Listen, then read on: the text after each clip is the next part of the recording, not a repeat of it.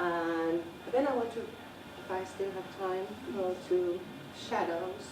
Because I think before the cancellation of everything, I think what was sort of also what the modernists, the high modernists and minimalists actually also wanted to cancel was the ambiguity of absence and presence at the very core of what we consider painting.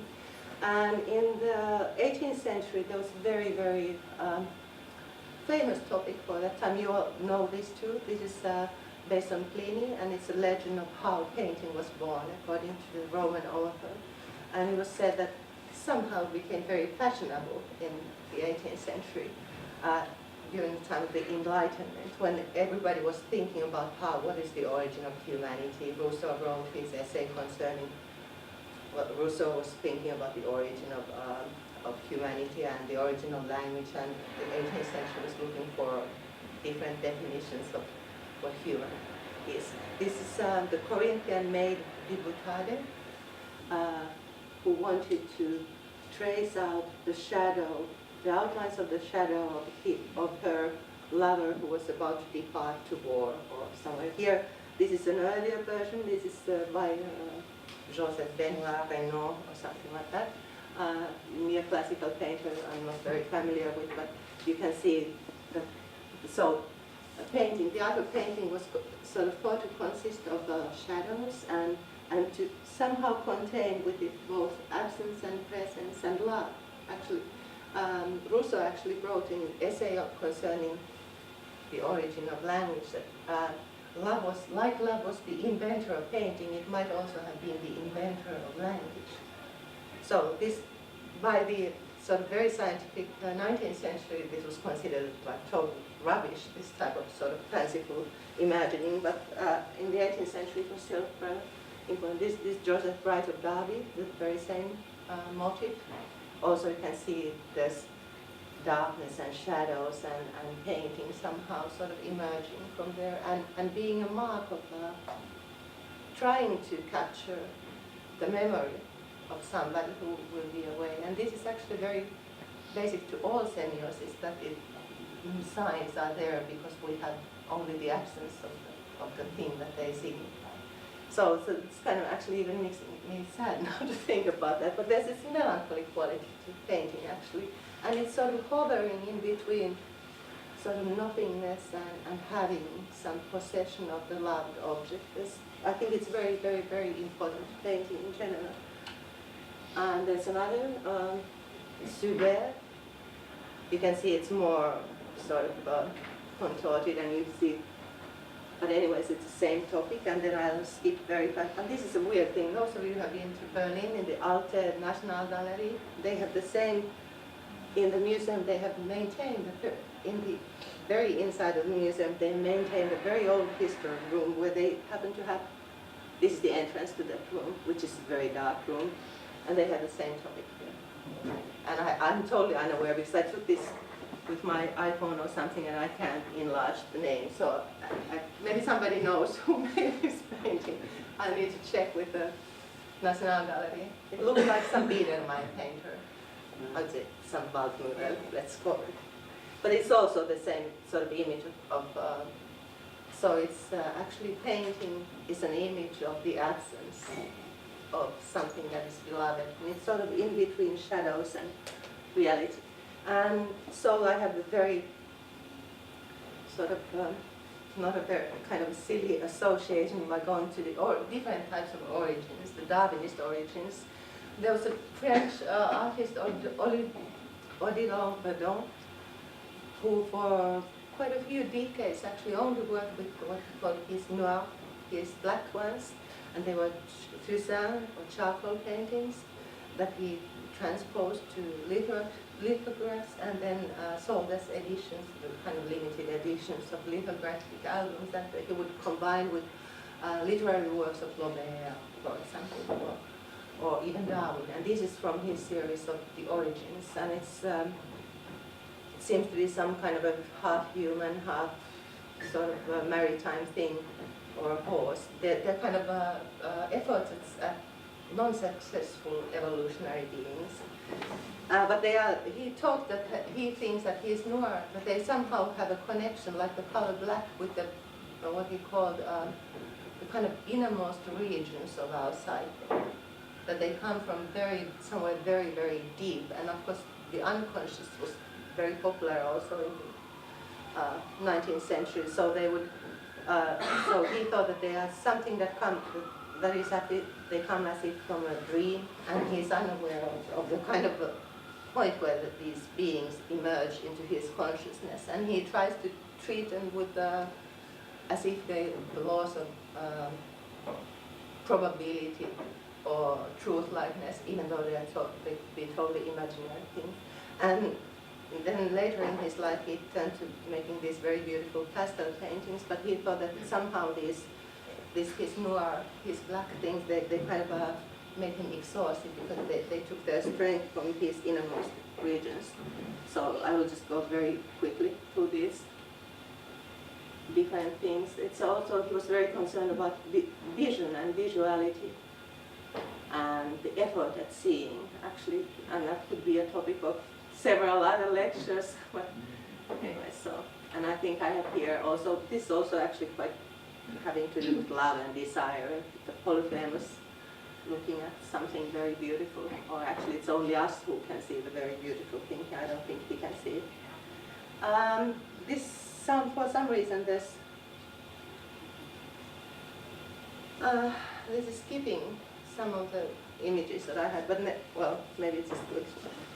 So I had here an image of because Leonardo's Saint John the Baptist, the one in Louvre, pointing to the skies, executed in chiaroscuro, because chiaroscuro, clear or bright and obscure thing, was something that Leonardo actually used very much, and actually Giorgio Vasari in his Lives of the Painters said that Leonardo seemed to be excelling so much in the chiaroscuro, and it seemed that all the light had gone out of his paintings.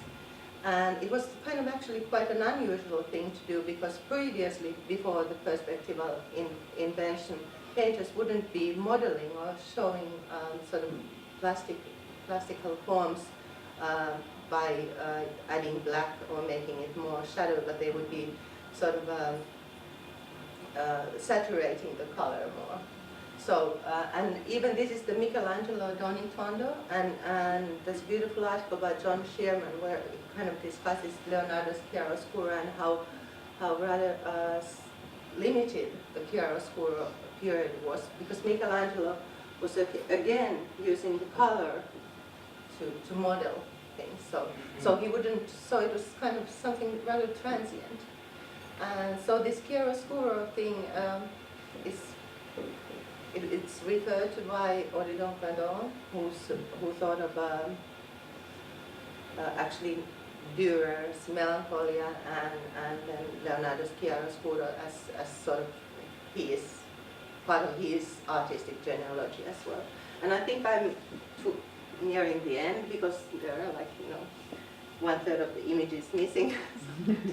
So I wanted to also point out that vision, it's very often thought that we know everything by vision, and it's sort of it's a very certain sense. But then during the 19th century, there's a lot of research into the physiology and psychology of vision, and it was sort of discovered that there are failings. There are some failings of sight, and one of them is that we actually tend to, our vision is somehow imbued with memories already.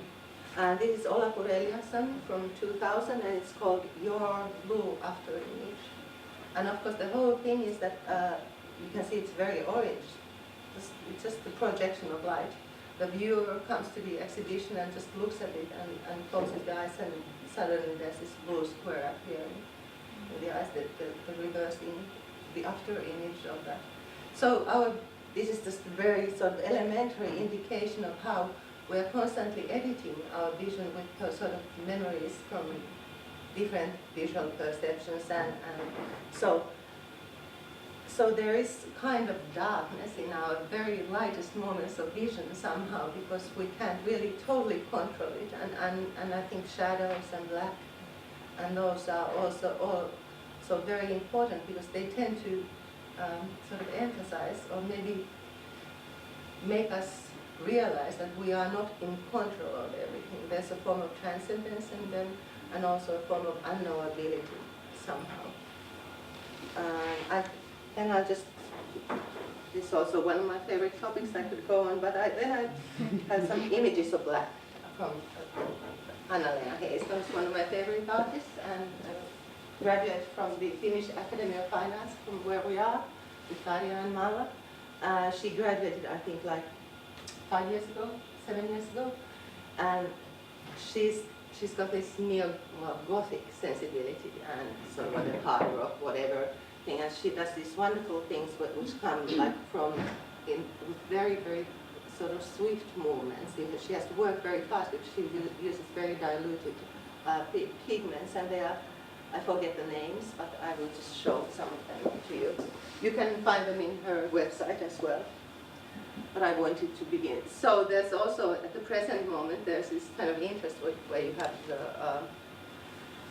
I'm not even aware of all these cultures where you have, you think about the different forms of transcendence as kind of sort of horror tales or horror movies and that type of things. But Hanna-Lena's work is, I just have a few examples. These are oil paintings, not quite live, but not very live.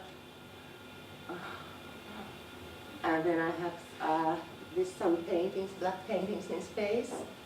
This is from, I think, 2 or 3 years ago, and you can see that there's this enveloping sense of blackness, and I will finish with showing, this is Soul in Fire.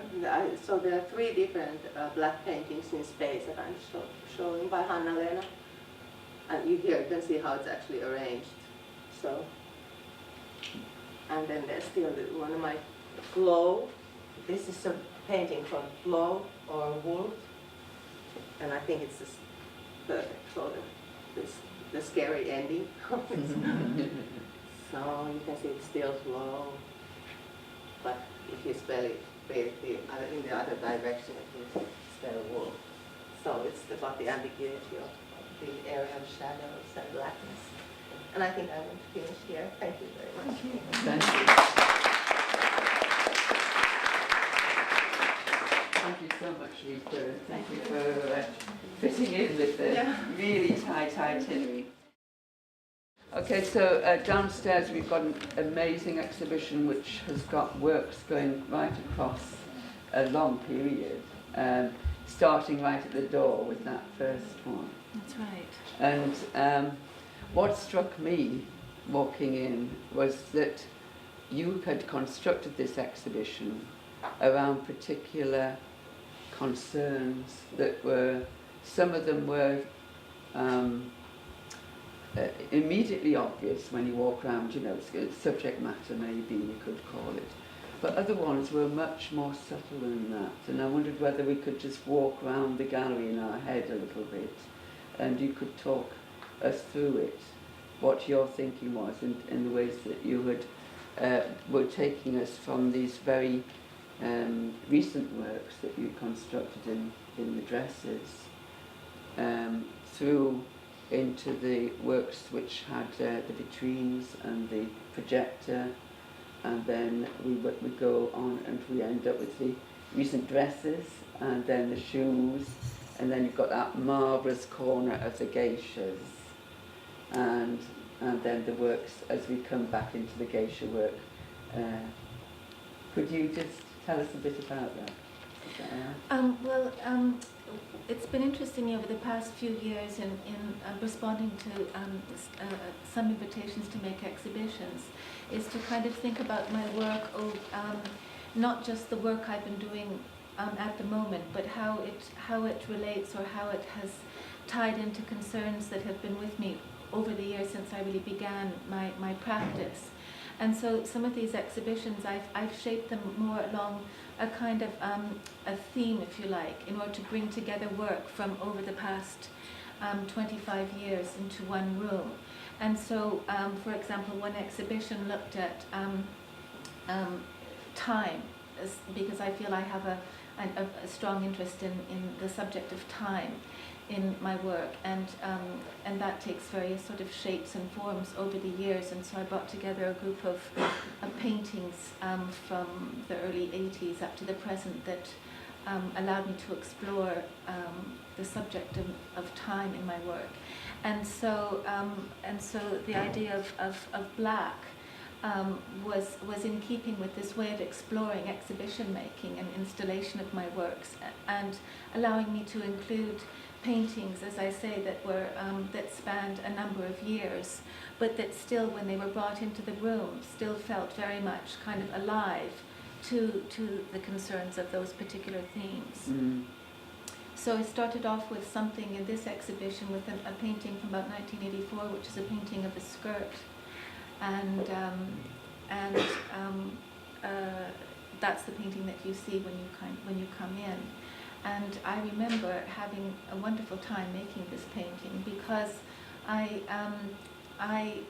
I held the image of a skirt in my mind, the marks that I used to kind of depict the skirt flew over the canvas, and so there was some wonderful union of how I was holding the picture of the skirt in my head and how I was actually moving with the black paint.